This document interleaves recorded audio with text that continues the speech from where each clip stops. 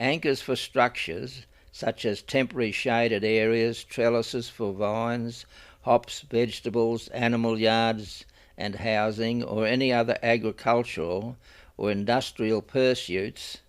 where a post is required to have lateral strength as well as sound in-ground anchoring capabilities. In these circumstances, it is important to select our dual-level anchors where the lower level of the plates does the heavy lifting with anchoring, uplift and download, and the upper level is predominantly there to prevent lateral movement of the post. The anchors do not necessarily have to be planted in the ground vertically, but can be established in the ground at any angle,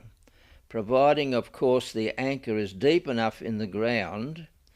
and the line of force is directly along the length of the anchor. The hole needs to be some 400 millimeters in diameter, so that the anchor can be centered in the hole, giving sufficient room between the fitment and the wall of the hole for solid compaction to take place. Solid soil compaction around the plates in 100 millimeter layers is crucial to the sound structural installation of these ground anchors.